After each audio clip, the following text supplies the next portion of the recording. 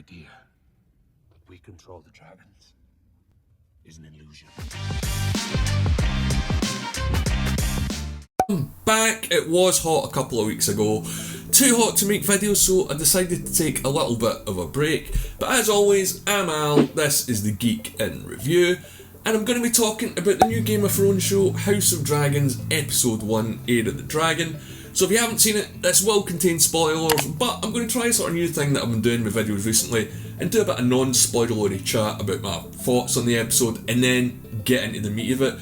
So any spoiler stuff, if you want to jump straight to it, it is going to be at this time code. So yeah, I really enjoyed this episode. I think I've mentioned before that I avoided most of the trailers and stuff. I'd seen a few pictures, I knew who the cast were, but beyond that, I visually didn't want this ruined for me. I didn't go out of my way to look into the backstory of these characters at first. I have, and I'll do videos on that later on. But yeah, this show has had a lot of weight on it. Apparently it's like the biggest marketing budget that HBO's ever had. But then again, you probably have to sell it quite hard after the last season, because let's be honest, it was a bit of a mixed bag, and it was totally rushed. But House of the Dragon, yeah, really good first episode, and a really good sort of reintroduction for the fan base and the watchers into Westeros. And straight away, it's like when the boys comes back, I always forget how much I love the boys in the world of that show. And with this, although I've rewatched Game of Thrones since it ended and I've watched random episodes here and there, I forgot how much I missed the sort of epicness of this show.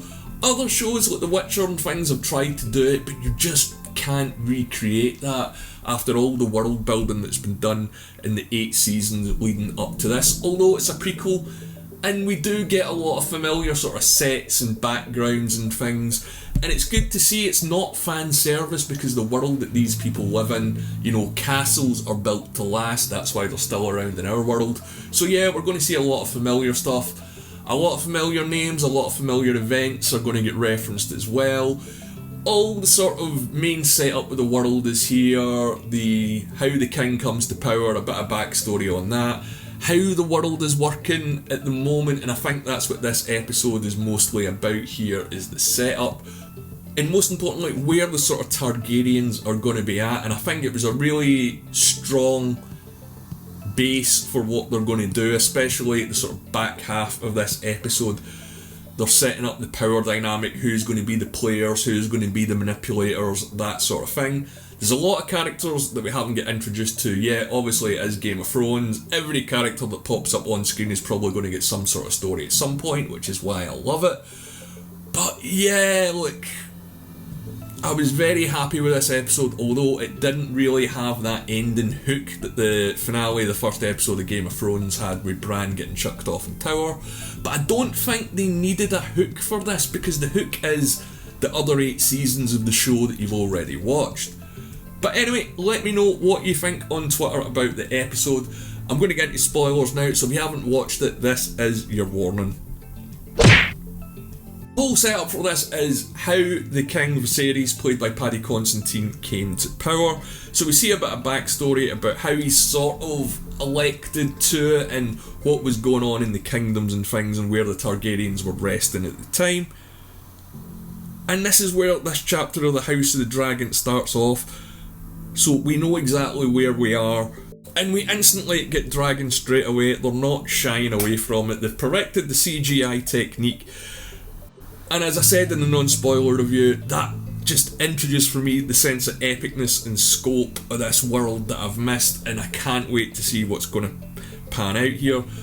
Most of the first episode, in fact pretty much all of it, is set in King's Landing, and we get, you know, not what is the original Iron Throne, but more of what it should look like in the books, because they mention it, and I think it's in the first season of Game of Thrones, that it's supposed to be 1,000 swords and it's barely 100. But in this one, we see it's pretty much expanding out into the room, and I absolutely thought that was brilliant, and it's how it should have looked in the original Game of Thrones, I suppose. So yeah, it's 10 years after Viserys has come to power, and it's business as usual. We get the sort of small council meeting in the politics of this world, and it's nice to see that they're just sort of plodding along day by day. There wasn't the sense that this system isn't working and what we're doing isn't working. Because once we got a sort of glimpse into King's Landing about halfway through season 1 of Game of Thrones when Robert died, we found out that it was all falling apart, the crown was in debt, the king wasn't really the power, but at the moment everything here seems to be stable and there's nothing really that's shaking the boat. There's no great threat, there's not an incompetent leader, it's just these guys going about their business trying to deal with the problems in the world. And the only sort of worry that they have is who is going to be the king's replacement, because he doesn't have a male heir, he only has a teenage daughter at this point, and that's what this show is sort of going to be about. Because it's called Game of Thrones, but yeah, it's going to be about which Targaryen is going to come out on top. So if you watch Succession, imagine the kids in that, that's what this is going to be about. Matt Smith is the king's younger brother and really the awkward middle child of the story. And let me tell you, without getting too much into it, this guy is going to do some stuff. Battles, depravity, he's going to be doing a lot of stuff to the extreme, and that's exactly what you'd expect from this show. There's not too much in the first episode, although they do key up that not everyone is happy with this guy and how he conducts himself and what his long-term goals might be. But his introduction is pretty solid.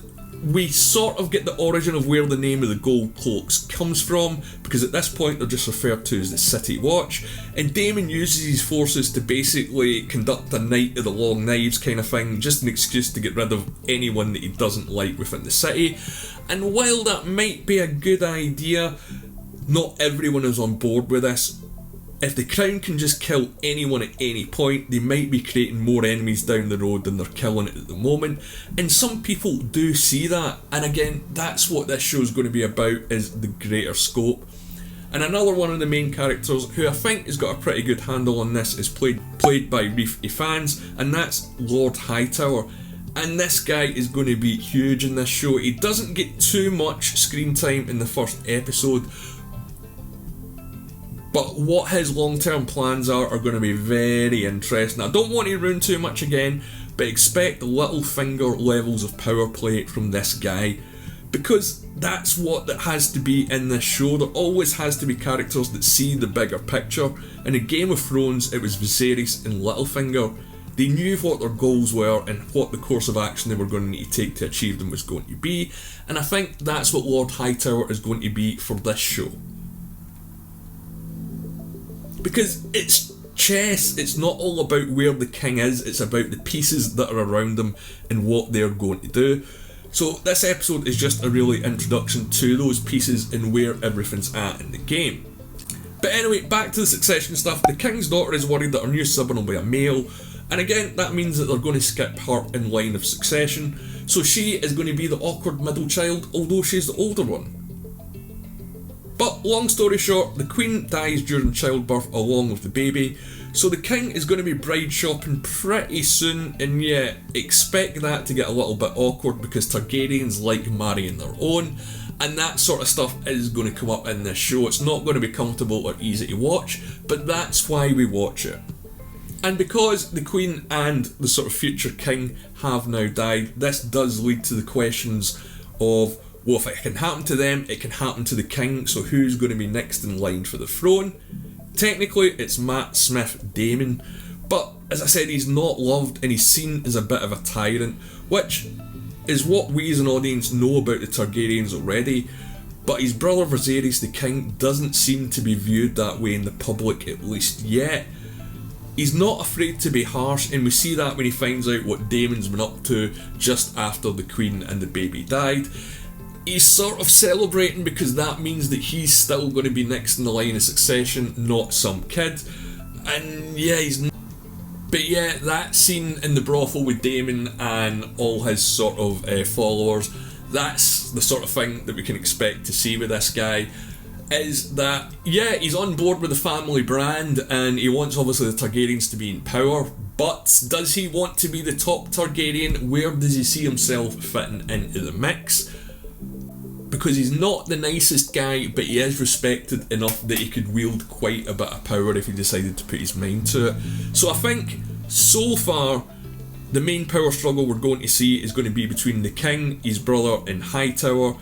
But you know there's going to be a Cersei type showing up, because while this world does establish that men are firmly in charge, although it does change, I'll get to that at the end, it's more often than not that there's a Cersei type behind the scenes pulling the strings, or at least pulling the person in charge's strings or manipulating them in a direction that they might not initially want to go in. So I'm interested to see how that's going to play out with these three guys, especially now that one of them needs a new wife and he wants to make his daughter a queen. He's realised that his time's run out to basically produce a male heir. He's getting older, he also might have an illness, they kind of hint at that. But yeah, the power dynamic by the end of this episode is changed slightly, and the fact that he wants to make his daughter the queen rather than his brother waiting to be king is a huge public indicator that I don't think that this guy is the right guy for the job.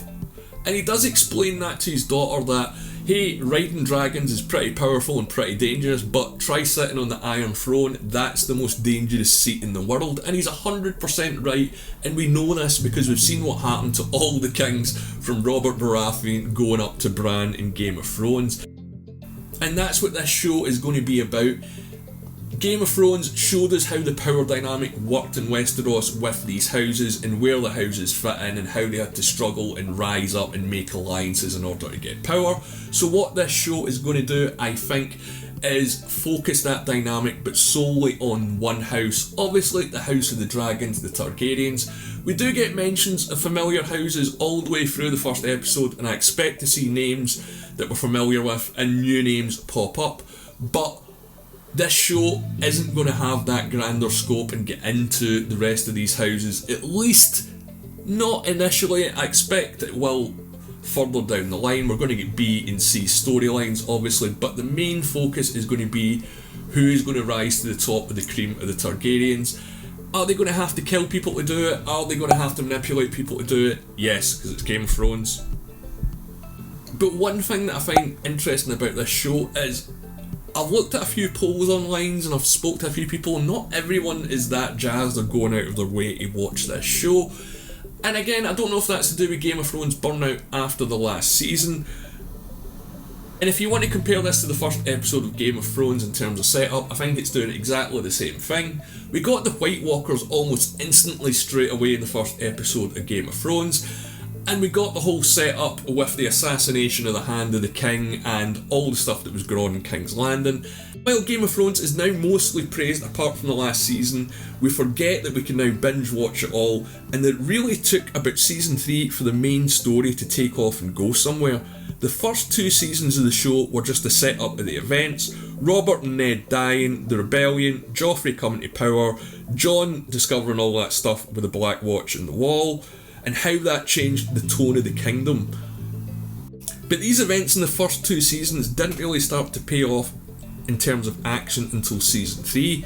And I'm not saying that seasons 1 or 2 of Game of Thrones were dull, it's just that from season 3 or 4 onwards, we as an audience could see the direction it was going to go in and the bigger picture and events that these characters were going to have to deal with in the future. And this show is a long way off from that. Like I say, I think we're getting the solid A story setup, but what's going to be going on behind the scenes with other characters and minor characters, that's what I want to know.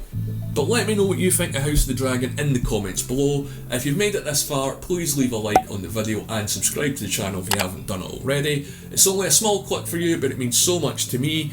As always, I'm Al, this is the Geek in Review.